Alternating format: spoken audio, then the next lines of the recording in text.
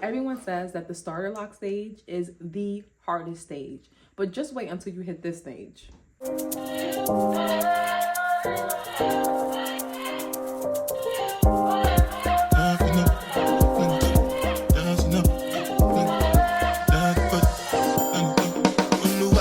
Hey Loc Babes, welcome or welcome back.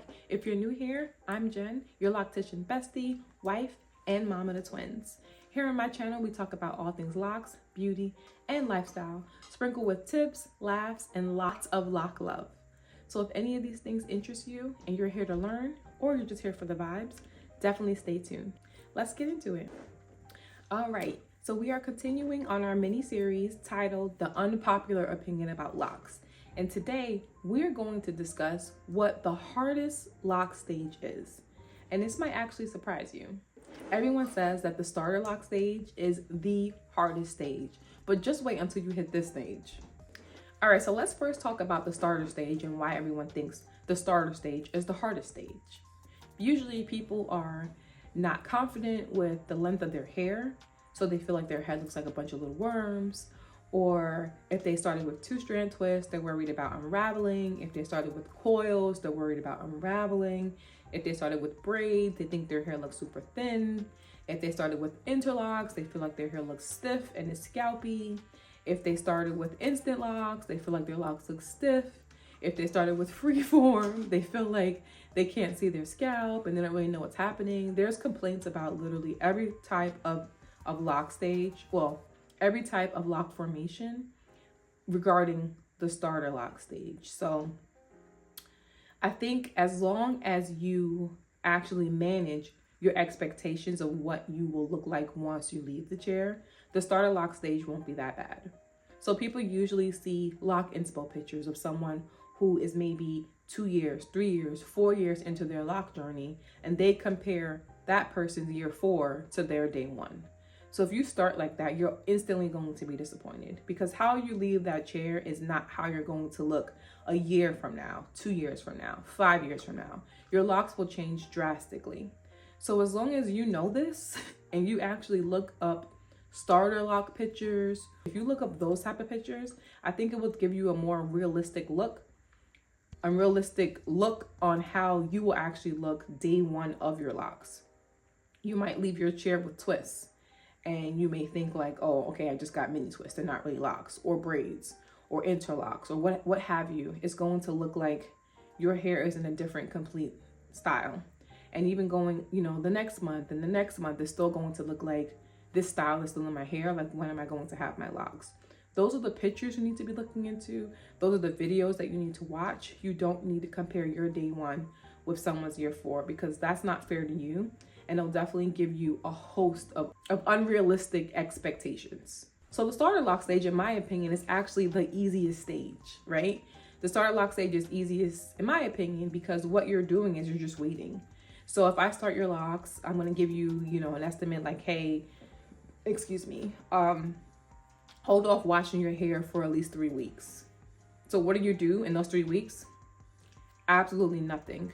You can gently mist your hair and that's it. I don't recommend you using any heavy oils, any heavy serums, nothing.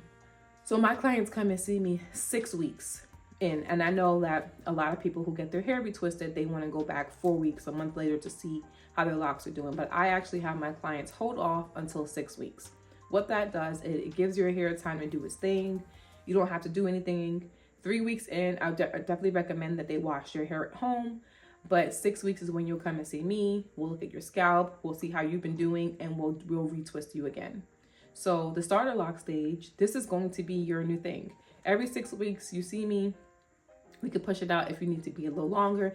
Every 7 weeks, every 8 weeks, but it's super simple. There's nothing really to do. Most of the people who start their locks at this stage, their locks are super short, so the styles are super quick. They're nothing really to write home about. They're not that intricate, and that's it. It's pretty free. It's pretty freeing. What people don't talk about are the mature lock challenges that you have. So some people can have issues with the weight of their locks, especially if they have like traditional size locks. It could start to feel heavy on their head as they're growing out. Some people struggle with dryness. People don't think about that. So because you've had your locks for so long, you have to keep up a really good regimen of getting your locks moisturized and your hair moisturized so you don't have large, heavy, dry locks. Like, I can't think of anything worse. Well, large, heavy, dry, and thin locks. That will probably be worse than just having dry locks. And people don't think of the styling struggles. So again, people are like scared of, oh, I don't want my locks to be so short, but this is my style for the day. If my locks were all the way down, you know, say to my butt and then matured, now I have styling struggles because now I have to figure out how to get some of the weight up. What can I put it in that's not too much tension, different styles that I can do. So it's definitely more hands-on to figure out what styles work best for my hair and my head and my lifestyle that are low tension as of compared to me just waking up and shaking my hair and going. So people don't think about those either. And those are definitely some struggles that are down the road or some challenges that you may think of actually when you get down the road.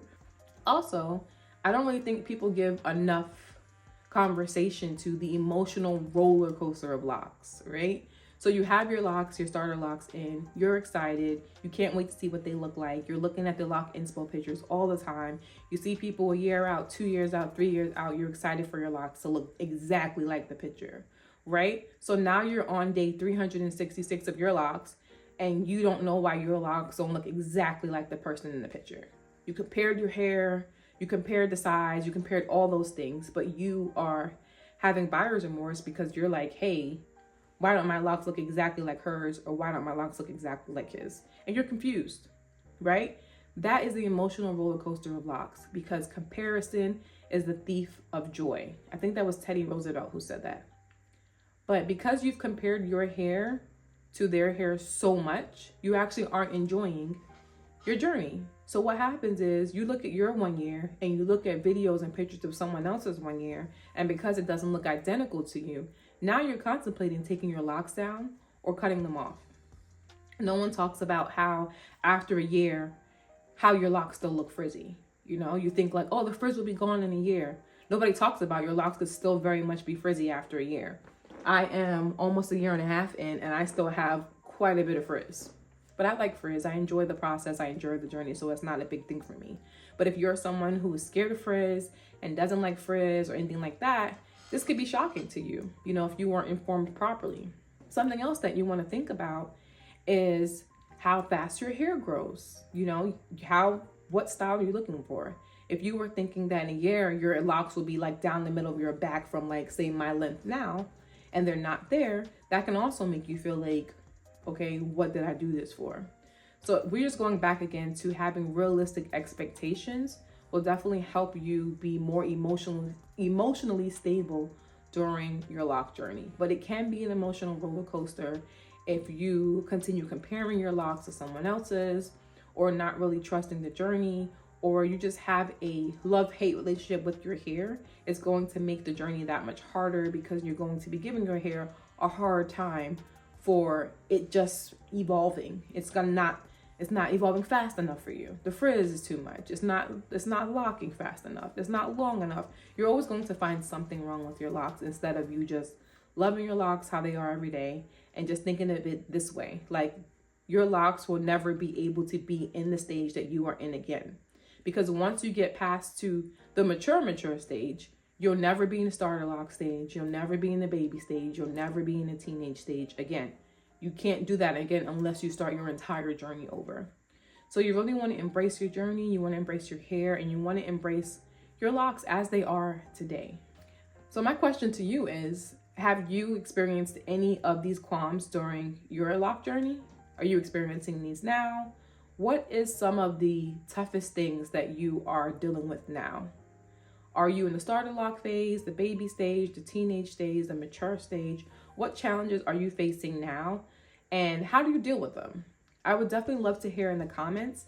And I want us to have an open dialogue so we can help each other. Maybe you'll help someone who is just starting their lock stage for them to look forward to. Or maybe you are starting your locks and you want to encourage someone who hasn't yet locked their hair about the stages that are challenging to you, but how you got through them. Okay, we definitely want to end off every time we speak about our locks in a positive note, right? We don't want to just keep doing the woe is me and my locks are bad and all this type of thing, because our hair are really like plants, right? So if we're speaking love and positivity to ourselves, we're going to love our hair and our hair is going to flourish.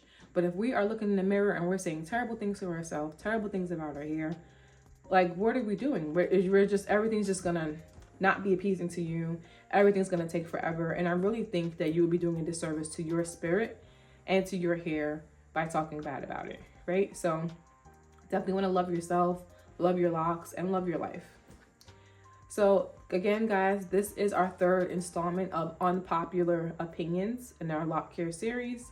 If you, again, have anything that you want to share, any unpopular opinions that you know regarding which is the hardest stage, definitely leave it below. All right, I can't wait to chat with you guys in the comments. Until next time.